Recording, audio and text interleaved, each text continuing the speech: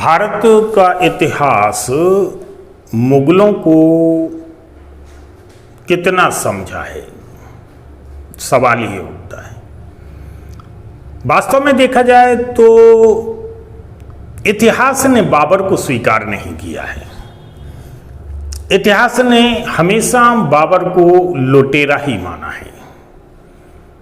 लेकिन अगर बात करते हैं कि बाबर के जो उत्तराधिकारी थे, तो बाबर के उत्तराधिकारियों में हुमायूं को इतिहास स्वीकार करता है और अकबर जैसे बड़े शासकों को भारत का इतिहास जो है ना सर आंखों पर बिठा कर रखता है। आखिर ऐसे क्या कारण रहे हैं कि बाबर को जिस इतिहास ने अस्वीकार कर दिया, उसी इतिहास ने उसकी संतानों को सर आंखों पर बिठाया है। तो अगर हम इस इतिहास के पन्नों पर नजर डालते हैं तो सबसे पहला जो हमें जवाब मिलता है कि बाबर की आने वाली पीढ़ियों ने हिंदुस्तान में जिस प्रकार की व्यवस्थाओं को कायम किया है, जिस प्रकार से उन्होंने राजनीतिक व्यवस्था को एक नया नजरिया दिया है सल्तनत के कंपैरिजन में, आर्थिक व्यवस्था को नया नजरिया दिया है सल्तनत के कंपैरिजन में, अगर उस हिसाब से देखा जाए तो एक धर्मनिरपेक्ष राजनीति और धर्मनिरपेक्ष व्यवस्था को स्थापित करने का प्रयास किया था उसके आने वाले वंशजों ने, और इसलिए भारत की जनता ने जो है ना उन्हें हाथों हाथ लिया था। बात करते हैं बाबर के पश्चात हुमायूं की। आज का जो चर्चा का विषय रहेगा हुमायूं यानी निष्ठुर भाग का व्यक्ति। इतिहास में उसे यही कहा गया है। कहा गया है कि इसका भाग्य जो है ना बड़ा ही निष्ठुर था। जब भी अच्छे दिन आए तभी इसको जो है ना समस्याएं पैदा हुई।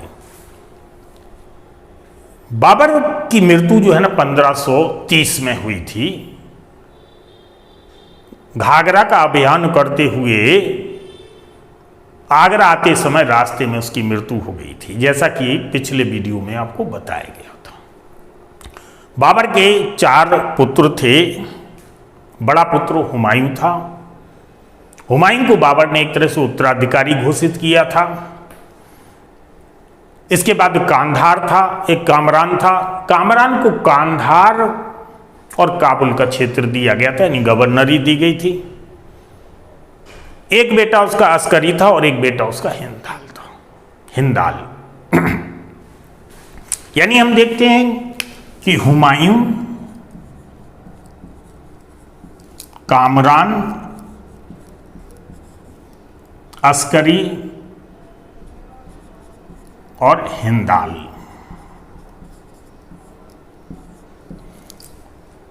हमें केवल ये देखना है कि कामरान को क्या दिया था। कामरान को काबुल दिया था और कांधार दिया था गवर्नरी के रूप में। कहने का मतलब जब बाबर की मृत्यु हो रही थी या बाबर ने अपनी मृत्यु के समय अपने पुत्र से कहा था, यानी हुमायूं से कहा था कि अपने भाइयों के साथ उचित व्यवहार करना। निष्ठुर भाग का व्यक्ति यहीं से निष्ठुर हो गया था। कहा जाता है कि हुमायूं थोड़ा उदार भी था, अपने भाइयों अपने परिवार के प्रति जो है ना थोड़ा सा उदार था। हुमायूं ने क्या किया, हुमायूं ने, बाबर ने ये नहीं कहा था कि अपने राज्य का बंटवारा करना, बाबर ने ये कहा था कि अपने भाइयों के साथ अच्छा व्यवहार करना, अपने भाइयों के साथ सत्ता शक्ति के उन्माद में जो है ना गलत व्यवहार मत कर देना है। एक उसने सलाह दी थी। हुमायूं जो है ना बाबर ने जो सलाह दी थी उससे कहीं आगे ज़्यादा उदार निकल गया और उसने क्या किया, उसने जो है ना क्षेत्र का बंटवारा कर दिया। हुमायूं ने जो है ना वो आगरा दिल्ली वाला क्षेत्र जो है ना वो हुमायूं के पास रहा। यानी एक प्रकार से उसने राज्य का एक बड़ा हिस्सा जो है ना, यानी एक राज्य का एक काफ़ी बड़ा हिस्सा जो महत्वपूर्ण था वो जो है ना अपने भाइयों को दे दिया। तो यहाँ पर हम देखते हैं कि अस्करी को संभल दिया गया था और हिंदाल को अलवर दिया गया था। अलवर का गवर्नर इसे बना दिया और संभल का गवर्नर जो है ना वो अस्करी को बना दिया। काबुल और कांधार का जो है ना कामरान। यहीं से हुमायूं की शक्ति थोड़ी सी कमजोर दिखाई देती है। हुमायूं को कांटों का ताज मिला। तो जब बाबर की मृत्यु हुई तो अफगान शक्ति एक बार फिर से सिर उठाने लगी। जिस घाघर क्षेत्र को बाबर ने पराजित किया था, बाबर की मृत्यु के बाद वो घाघर क्षेत्र फिर से संगठित होने लगा। जिन अफगानों को दिल्ली से और आगरा से बाबर ने रिप्लेस किया था, वो अफगान सत्ता गुजरात में और वो अफगान सत्ता बंगाल में संगठित होने लगी थी अगेंस्ट टू मुगल। मुगलों की अफगानों की बनी नहीं है। क्यों? क्योंकि मुगलों ने अफगानों को रिप्लेस किया था। जब कोई शक्ति किसी शक्ति को रिप्लेस करती है तो उनकी आपस में जो है ना बनती नहीं है, ये तो हम भी जानते हैं। यहां पर क्या देखने को मिला कि हुमायूं को काफी स्ट्रगल करना था। एक बार स्ट्रगल कैसे करना था, देखो बाबर ने जिन जिन युद्धों को, जिन जिन क्षेत्रों को जीता था, तो कोई एडमिनिस्ट्रेटिव व्यवस्था को स्थापित नहीं किया, तो कोई प्रशासन बाबर स्थापित नहीं कर पाया था। क्योंकि जब उसने 1529 का युद्ध जीता, यानी घग्गर का युद्ध जीता, उसके बाद वापस आ रहा था, इन क्षेत्रों में उसे प्रशासनिक व्यवस्थाएं स्थापित करने का मौका ही नहीं दिया, क्योंकि रास्ते में उसकी मृत्यु हो गई। अगर हो सकता 10-20 साल तक बाबर और जिंदा रहता तो संभवतः कि वो यहाँ पे एक बड़ी प्रशासनिक व्यवस्था को स्थापित कर सकता था, जिस प्रशासनिक व्यवस्था पे मुगलिया सल्तनत के यानी मुगलों की जो ना एडमिनिस्ट्रेशन बैठ सकता था और इस क्षेत्र को नियंत्रित कर सकता था, और प्रशासन यहाँ पे मतलब एक स्थायी रूप से या सुचारू रूप से प्रशासन चल सकता था। ऐसा तो उसे मौका मिला नहीं। तो हुमायूं के सामने ये भी एक समस्या है कि अभी मुगल स्थापित भी नहीं हुए ठीक से, और फिर से जो है ना आसपास के क्षेत्रों के सत्ताएं सिर उठाने लगी थी। तो हुमायूं को एक बार फिर इन क्षेत्रों को जीतना था। तो इन क्षेत्रों को जीतने के क्रम में हम देखते हैं कि इस समय गुजरात में बहादुर शाह एक शक्तिशाली राजा है, जो अपने राज्य क्षेत्र की सीमा का विस्तार करता चला जा रहा है। वो इतना शक्तिशाली है कि वो पुर्तगालियों को भी चुनौती दे रहा है। देखो पुर्तगाली जो है ना अपने ट्रेड व्यापार को बढ़ाना चाहते हैं, लेकिन गुजरात क्षेत्र में पुर्तगाली इस समय तक अपने ट्रेड व्यापार को नहीं बढ़ा पा रहे थे।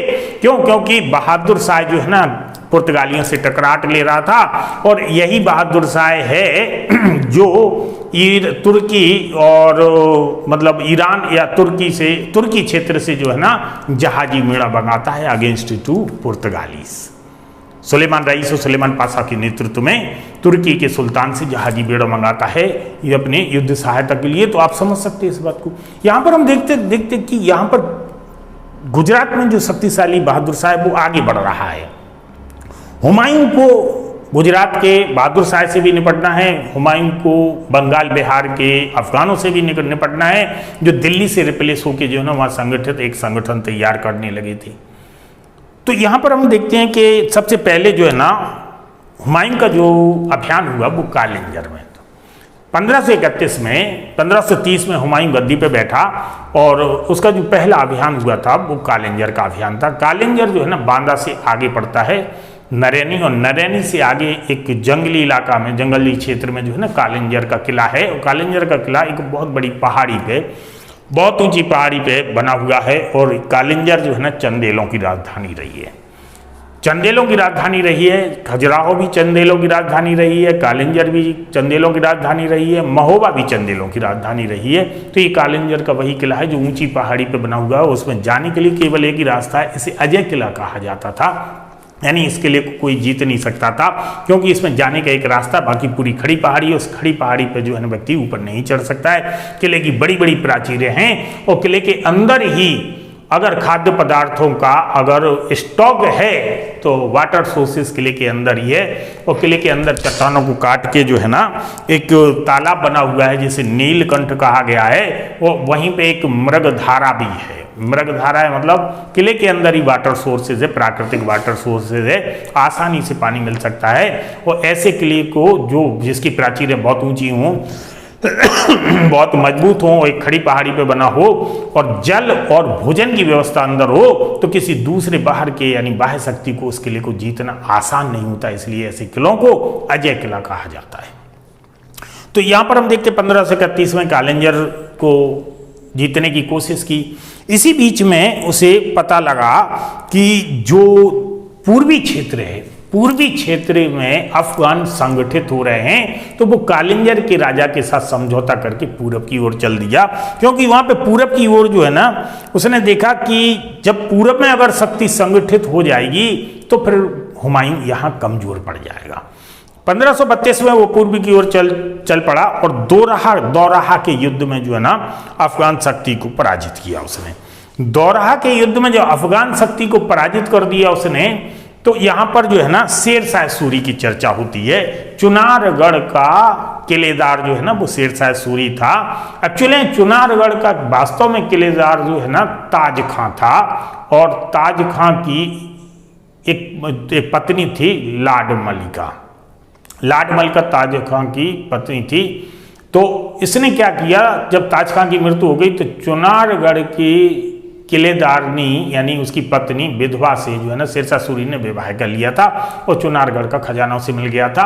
ऐसे ही जो है ना उसने 2-3 विधवाओं से विवाह किया तो अपनी शक्ति संगठित कर ली थी, यानी फात मलिका से, लाड मलिका से, और एक और गौहन करके एक स्त्री थी विधवा जो धनाढ़ स्त्री थी, यानी धनाढ़ स्त्रियों से विवाह करता था विधवाओं से, और उनके संपत्ति इसके पास आ जाती थी। अफगानों में संपत्ति का अधिकार स्त्री को है, बच्चों को नहीं है, ऐसी परंपरा है। हमारे यहाँ जो है ना संपत्ति का अधिकार क्या होता है कि जब किसी के मतलब पिता की मृत्यु हो जाती है तो उसकी संपत्ति उसके बच्चों में और उसकी स्त्री में बराबर में बढ़ती है। अफगानों में ऐसा नहीं होता है। अफगानों में जब किसी पुरुष की मृत्यु हो जाती है तो उसकी पूरी संपूर्ण संपत्ति की जो अधिकारिणी होती है वो उसकी पत्नी होती है, और पत्नी जिससे शादी कर लेती है वो संपत्ति वहाँ ट्रांसफर हो जाती है, यानी शौहर के पास ट्रांसफर हो जाती है। इसी का लाभ उठा के शेरशाह सूरी ने कई विधवाओं विधवाओं से विवाह करके अपनी शक्ति एकत्रित कर ली थी। हालांकि यहाँ पे दौराहा के युद्ध में अफगान शक्ति पराजित हो जाती है। शेरशाह सूरी जो है ना मतलब हुमायूं जो है ना वो शेरशाह सूरी के चुनारगढ़ के किले को घेर लेता है। शेरशाह सूरी सरेंडर हो जाता है। इसके बाद शेरशाह सूरी जो है ना हुमायूं को विश्वास दिलाता है कि हम आपके साथ हैं और हम आपका साथ देंगे, और शेरशाह सूरी अपने बेटे को हुमायूं की सेना के साथ भेज देता है और विश्वास बहाली के लिए। और इसके बाद जो है ना वो ये कहता है कि चुनारगढ़ का किला जो है ना उसके पास रहने दिया जाए, और हुमायूं सीधा साधा व्यक्ति तो उसने चुनारगढ़ का किला जो है ना उसके पास रहने दिया। शेरशाह जो है ना बहुत होशियार या एक तरह से बहुत डिप्लोमेट पर्सन था, और वो जो है ना धोखेबाज पर्सन कहा जाता है इतिहास में, और उसे आगे चल के जो है ना हुमायूं को धोखा दे दिया। हुमायूं जब वापस आ गया आगरा, तो आगरा वापस आने के बाद हुमायूं ने थोड़ा सा गलती किया कि हुमायूं दीन पनाह नामक एक भवन का निर्माण कराने लगा। उसके निर्देशन में दिल्ली में एक दीन पनाह नामक नगर बना, और लगभग उसमें 3-4 साल लग गए थे दीन पनाह को बनवाने में। ये 3-4 साल हुमायूं ने अपने जीवन के बहुत महत्वपूर्ण साल खो दिए। इन्हीं 3-4 सालों के कारण, इन्हीं 3-4 सालों में जो बदलाव आए थे भारत की राजनीति में, वो राजनीतिक बदलाव हुमायूं के लिए बहुत घातक सिद्ध हुए, क्योंकि हुमायूं दीन पनाह बनवाता रहा। इसी बीच में गुजरात के शासक बहादुर शाह ने मालवा पर अधिकार कर लिया। गुजरात के शासक बहादुर शाह ने चित्तौड़गढ़ पर अटैक कर दिया, और रानी चित्तौड़गढ़ की जो रानी थी कर्णावती को पराजित करके यानी वो रिप्लेस कर दिया और चित्तौड़गढ़ के किले पर अधिकार कर लिया। ये घटना उसी समय की है लगभग। यहाँ शेरशाह सूरी ने सूरजगढ़ की लड़ाई में बंगाल और बिहार का जो गवर्नर था उसको पराजित किया सूरजगढ़ की लड़ाई में शेरशाह सूरी ने, और बंगाल वाले क्षेत्र में जो है उसने शक्ति को संकेंद्रित कर लिया था। ये सूरजगढ़ की लड़ाई क्यूल नदी के किनारे हुई थी। यहाँ पर जो है ना शेरशाह सूरी एक शक्तिशाली शासक बन के उभरा था। ये धोखा हुआ है हुमायूं के साथ। अब यहाँ पर जो है ना हुमायूं के साथ एक समस्या थी। हुमायूं के साथ क्या समस्या थी कि यहाँ पर या तो हुमायूं पहले गुजरात से निपटे या हुमायूं पहले बंगाल से निपटे। बंगाल थोड़ा दूर था। बंगाल दूर होने के कारण हुमायूं ने पहले गुजरात से निपटना आसान समझा। 1700 आई थिंक समय रहा होगा 37 के आसपास, 1737 के आसपास, 36-37 के आसपास हुमायूं ने जो है ना सबसे पहले गुजरात के शासक बहादुर शाह की शक्ति को नियंत्रित करना चाहता था। यह वही घटना है जब रानी कर्णावती ने हुमायूं को राखी भेजी थी, यानी हुमायूं से सहायता मांगी थी। जब हुमायूं से रानी कर्णावती ने सहायता मांगी कि बहादुर शाह ने उसका क्षेत्र छोड़ा लिया है, आप मेरी सहायता करें और मुझे मेरा राज्य वापस दिलाएं, तो यहाँ पर जो है ना हुमायूं अपनी सेना लेके और रानी कर्णावती की सहायता के लिए चल दिया। यहाँ पर बहादुर शाह और हुमायूं के राजदूतों का एक तरह से आदान प्रदान हुआ और बहादुर शाह ने हुमायूं को संदेश दिया कि आप एक काफिर की सहायता कर रहे हैं और आपको एक काफिर की सहायता नहीं करना चाहिए। और हुमायूं को काफ़ी इस्लामी परंपरा की दुहाई दी कि आप जो है ना एक काफिर की सहायता कैसे कर सकते हैं, एक मुसलमान के अगेंस्ट में आप एक काफिर के लिए कैसे लड़ सकते हैं। यहाँ पर देखा गया कि हुमायूं ने जो है रानी कर्णावती की सहायता करी और बहादुर शाह को राजस्थान के क्षेत्र से जो है ना खदेड़ दिया। यहाँ पे उद्देश्य ये नहीं था कि वो उस राखी की सहायता कर रहा था, यहाँ पर उद्देश्य ये था कि अगर बहादुर शाह चित्तौड़गढ़ तक आ गया था तो अगली सीमा की टकराहट हुमायूं से होना थी और दिल्ली और आगरा के लिए खतरा तय था कि अगर इसकी शक्ति को यहाँ नियंत्रित नहीं किया गया तो कल के दिन जो है ना दिल्ली और आगरा भी हुमायूं के हाथों से निकल जाएगा, क्योंकि बहादुर शाह की शक्ति बहुत बढ़ती जा रही थी। तो इसके बाद हुमायूं ने जो है ना जब राजस्थान से उसे खदेड़ दिया, फिर हुमायूं उसका पीछा करता हुआ मालवा चला गया, मालवा से बहादुर शाह को खदेड़ दिया, मांडू होता हुआ जो है ना वो गुजरात तक चला गया हुमायूं, और गुजरात तक जो है ना क्षेत्र हुमायूं के अधीन हो गया। बहादुर शाह जो है ना वो खब्बात की खाड़ी की ओर चला गया गुजरात में, और एक ही झटके में हुमायूं का राज्य गुजरात तक फैल गया, यानी उसका विजय अभियान गुजरात तक पहुंच गया। हुमायूं ने गुजरात का गवर्नर जो है ना अस्करी को बनाया और एक एडमिनिस्ट्रेशन वहां पे छोड़ के हुमायूं वापस चला आया आगरा की ओर, और मांडू में जाके हुमायूं ने अपना टेंट लगा दिया और मांडू में रुक गया। वहां पर क्या होता है गुजरात में कि अस्करी और मुगल अधिकारियों के बीच अनबन हो गई। अस्करी जो आदेश दिए होंगे और मुगल अधिकारियों ने मानने से इनकार कर दिया होगा कि हुमायूं के आदेशों का ही पालन होगा। इसी अनबन के कारण जो है ना अस्करी वहां से अपनी सैन्य टुकड़ी लेके और मुगल अधिकारियों को वहीं छोड़ा, अपनी सैन्य टुकड़ी लेके और हुमायूं से शिकायत करने के लिए आगरा की ओर चल दिया। अस्करी को यह पता नहीं था कि हुमायूं अभी मांडू में है। जैसे ही अस्करी आगरा की ओर चल पड़ा तो गुप्तचरों ने हुमायूं को सूचना दी कि अस्करी आगरा की ओर जा रहा है, कहीं ऐसा तो नहीं कि अस्करी आगरा पे अधिकार करने जा रहा हो। हुमायूं अपनी सेना लेके जो है ना अस्करी का पीछा करने लगा। आगे चलकर जो है ना दोनों भाइयों की मुलाकात हुई तो उसमें पूछा गया कि भाई कहाँ जा रहे थे, तब बहुत पता लगा कि वो हुमायूं से शिकायत करने जा रहा था, न कि आगरा पे कब्जा करने जा रहा था। दोनों भाइयों के गिले शिकवे दूर हुए, तब तक गुजरात मुगलों के हाथों से निकल गया और बहादुर शाह ने फिर से गुजरात पर अधिकार कर लिया, और इसके बाद धीरे धीरे मालवा भी मुगलों के हाथों से निकल गया। अब समय आ गया था बंगाल की ओर जाने का। बंगाल की ओर जाने के क्रम में हम देखते हैं कि सूरजगढ़ की लड़ाई में शेरशाह सूरी ने शक्ति तो प्राप्त कर ही ली थी और बंगाल बिहार की संयुक्त सेना को उसने पराजित कर दिया था। इसके बाद जो है ना हुमायूं जैसे आगे बढ़ा तो चुनारगढ़ के किले का फिर से घेरा डाला। शेरशाह सूरी जो है चुनारगढ़ का किला छोड़ के रोहतासगढ़ चला गया और रोहतासगढ़ में अपने खजाने को रख दिया। रोहतासगढ़ चला गया। रोहतासगढ़ जब चला गया तो 1539 में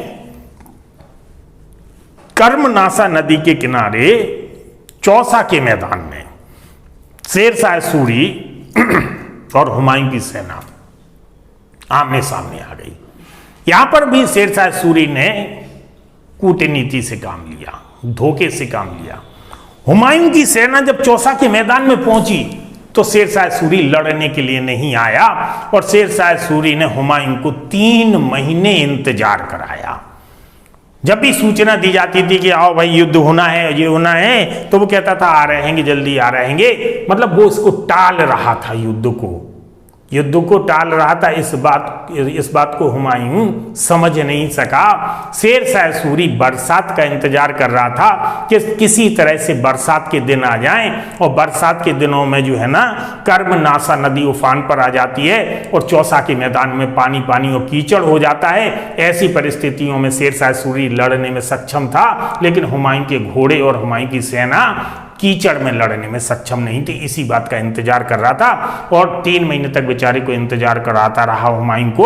और जैसे ही बरसात शुरू हुई और शेरशाह सूरी की सेना उसके कर्मनाशा नदी के तट पर पहुंच गई और यहाँ पे जो है ना चौसा का युद्ध हुआ। चौसा के युद्ध में जो है ना बरसात के दिनों में कीचड़ में हुमायूं की सेना बुरी तरह से पराजित हो गई और किसी तरह से हुमायूं किसी भिस्ती की सहायता से चौसा नदी को पार कर सका, अन्यथा हुमायूं की लीला वहीं खत्म हो जाती। हुमायूं की पूरी सेना पर कब्जा कर लिया गया, उसके घोड़ों पर कब्जा कर लिया गया, उसके अस्त्र शस्त्र छुड़ा लिए गए और किसी तरह से हुमायूं जान बचा के जो है ना आगरा पहुंचा।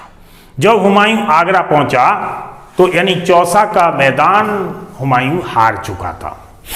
जब हुमायूं आगरा पहुंचा, आगरा पहुंचने के साथ उसने अपने भाइयों से सहायता मांगी।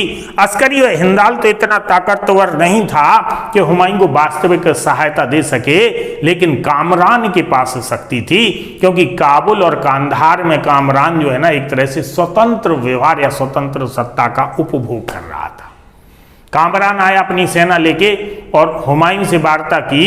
कामरान चाहता था कि वो अपनी सेना लेके जो है ना शेरशाह सूरी के खिलाफ जाए और शेरशाह सूरी से युद्ध करके उसे दंडित करेगा, और हुमायूं चाहता था कि कामरान अपनी सेना हुमायूं को दे दे और हुमायूं नेतृत्व करेगा उस सेना का, और हुमायूं जो है ना शेरशाह सूरी से लड़ेगा। दोनों भाइयों में बात नहीं बनी। हुमायूं को कामरान की नीयत पे भरोसा नहीं था और कामरान को हुमायूं के नेतृत्व पे भरोसा नहीं था।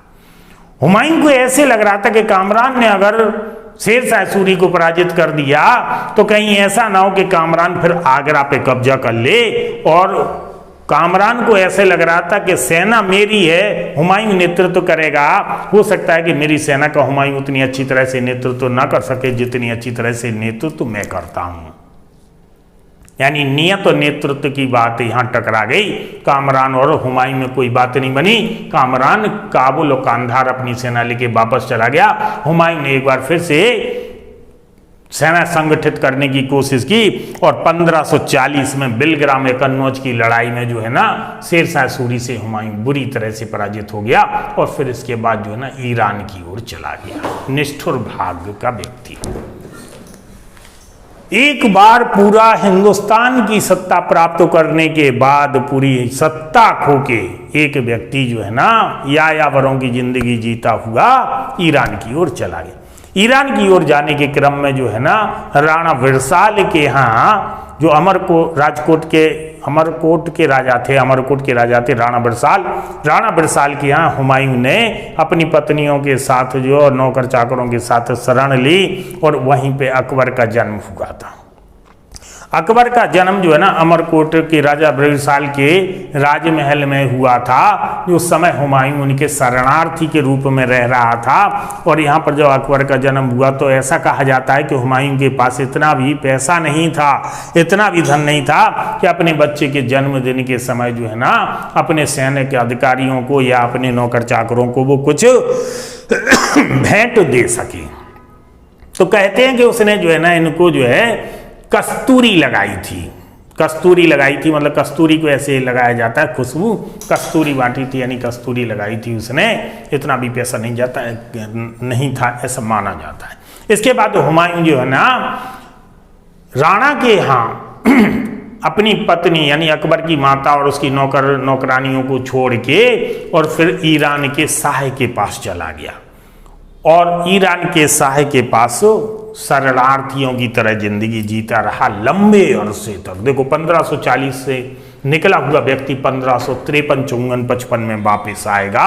लगभग 12, 13, 14 साल हुमायूं ने जो है ना यायावरों की टाइप्स की तरह जिंदगी बिताई, एक स्थान से दूसरे स्थान पर भटकता रहा। जब वहां पे ईरान के शाह के पास हुमायूं पहुंचा तो ईरान के शाह ने हुमायूं से कहा कि भारत की राजनीतिक संदर्भ में आप बताइए कि भारत की राजनीतिक शक्तियां क्या हैं। तब हुमायूं ने उसे बताया था कि भारत में 3 राजनीतिक शक्तियां हैं। एक राजनीतिक शक्ति मुगल है जो रिप्लेस कर दी गई, दूसरी राजनीतिक शक्ति जो है ना वो राजपूत है और तीसरी राजनीतिक शक्ति अफगान है। तब ईरान के शाह ने हुमायूं को सलाह दी थी कि या तो आप राजपूतों के साथ समझौता कर लो और अफगानों को हिंदुस्तान से रिप्लेस कर दो तो वहां पे मुगलों की सत्ता जो है ना मजबूती से कायम हो जाएगी, या अफगानों के साथ समझौता करके राजपूतों को रिप्लेस कर दो तो वहां पे आप ये मुगलों की सत्ता कायम हो सकती है। हुमायूं तो हालांकि ये नहीं कर सका, लेकिन आगे चल के ये जो सलाह दी गई थी हुमायूं को, आगे चल के अकबर ने सुलह कुल की नीति के तहत जो है ना राजपूतों के साथ एक समझौता करके और हिंदुस्तान में मुगलों की मजबूत सत्ता को स्थापित कर दिया था। इसके बाद जो है ना यहां पर क्या देखा गया, यहां पर देखा गया कि हुमायूं ने ईरान के शाह से कहा कि आप मेरी जो है ना हिंदुस्तान को पुनः जीतने के लिए आप सहायता करो। तो ईरान के शाह ने हुमायूं से कहा कि अगर आप काबुल और कांधार विजित करके ईरान के शाह को सौंप देते हैं तो ईरान का शाह आपको हिंदुस्तान जीतने में सहायता कर देगा। यह शर्त हुई। हुमायूं ने कामरान को पराजित करके काबुल पर अधिकार कर लिया और ईरान के शाह को सौंप दिया। लेकिन ईरान के शाह ने कांधार जीतने और भारत विजय अभियान के लिए कोई रुचि नहीं दिखाई। तो हुमायूं ने एक बार फिर से काबुल पे अधिकार कर लिया और कांधार को फिर से जीता। कामरान को पराजित हो ही गया था, कामरान को पराजित करके ये क्षेत्र छुड़ा लिया और इन क्षेत्रों को छुड़ा के वो हिंदुस्तान की ओर स्वयं जीतने के लिए चल दिया। यहां पर हम देखते हैं कि देखो एक बार फिर से कामरान को पराजित जब किया, कामरान की आंखें निकलवा ली और आंखें निकलवा के उसे मक्का भेज दिया गया, मक्का यात्रा पर। और इसके बाद जो है ना हुमायूं एक बार फिर भारत की यात्रा के लिए चल दिया, यानी भारत विजय के लिए चल दिया। यहां पर हम देखते हैं कि जो अगला चरण आता है हुमायूं का, तो 1553 में कामरान को इसने पराजित किया था। 1554 में इसने लाहौर पर अधिकार कर लिया हुमायूं ने। 1554 में जब लाहौर पर अधिकार कर लिया तो अब हुमायूं हिंदुस्तान के बॉर्डर तक आ चुका था एक बार फिर से। 1555 में पंजाब को जीता और मच्छीवाड़ा के युद्ध में सिकंदर शाह सूर को पराजित कर दिया। जैसे ही 1555 में पंजाब को जीता यानी मच्छीवाड़ा के युद्ध को जीत लिया हुमायूं ने, वैसे ही दिल्ली की गद्दी पे हुमायूं एक बार फिर से स्थापित हो गया। 1556 में जो है ना 1555 में जब जीता और इसके बाद दिल्ली की गद्दी, दिल्ली और आगरा पर उसका कब्जा हो गया और इसके बाद 1556 में हुमायूं की मृत्यु हो गई। कहा जाता है कि हुमायूं जो दीन पनाह है उसने जो नगर बसाया था दिल्ली में, वो अब तक जो है ना एक पुस्तकालय बन चुका था, एक पुस्तकालय बन चुका था। और इसी दीन पनाह पुस्तकालय में वो गया था और जब वहां से उतर रहा था सीढ़ियों से तो अचानक उसका पैर फिसल गया और वो पैर फिसल गया तो सीढ़ियों से नीचे गिर गया और यहीं पे उसकी जो है ना मृत्यु हो गई। लेन पूल महोदय ने हुमायूं के बारे में कहा कि हुमायूं जिंदगी भर लड़खड़ाता रहा और लड़खड़ा कर ही हुमायूं की मृत्यु हो गई। ये था निष्ठुर भाग। आखिर हुमायूं पराजित क्यों हुआ? कुछ लोग कहते हैं हुमायूं का भाग्य निष्ठुर था, बदकिस्मत इंसान था, लड़खड़ाता रहा जीवन भर। कुछ लोग कहते हैं कि हुमायूं का जो संगठन था, जो सैनिक संगठन था, सैनिक संगठन शक्ति हुमायूं की मजबूत नहीं थी, अच्छी नहीं थी कंपैरिजन टू शेरशाह सूरी। कुछ लोग कहते हैं कि हुमायूं में जो युद्ध की रणनीति थी, जो कूटनीतिक रणनीति थी, वो कूटनीतिक रणनीति हुमायूं के अंदर नहीं थी। जैसा कि शेरशाह सूरी में कूटनीतिक रणनीति थी, वो युद्ध के लिए गलत साधनों के प्रयोग को भी अच्छा मानता था शेरशाह सूरी, लेकिन हुमायूं जो है ना युद्ध के लिए गलत साधनों के प्रयोग से परहेज करता था। ये उसकी कमजोरी थी, कुछ ऐसा भी बताया जाता है। तो कुछ लोग ये कहते हैं शेरशाह सूरी के पास संसाधन अधिक थे, हुमायूं के पास संसाधन कम थे। हुमायूं के पास संसाधन कम क्यों थे? क्योंकि हुमायूं लगातार युद्ध लड़ रहा था और स्थिरता नहीं आ रही थी उसकी। देखो हुमायूं ने भी लगातार युद्ध किए, फिर पलायन किया, फिर इसके बाद हिंदुस्तान को जीता। हुमायूं के पास भी ऐसा कोई समय नहीं रहा जिससे वो हिंदुस्तान में मुगल प्रशासन और मुगल अर्थव्यवस्था और राजस्व व्यवस्था को स्थापित कर सके, क्योंकि जैसे ही उसके अच्छे दिन आने वाले थे तो हुमायूं जो है ना 1556 में उसकी मृत्यु हो गई। ये था हुमायूं की यानी मुगलिया सल्तनत का एक निष्ठुर भाग्य का व्यक्ति। अगले चरण में मैं आपसे चर्चा करूंगा अकबर के बारे में।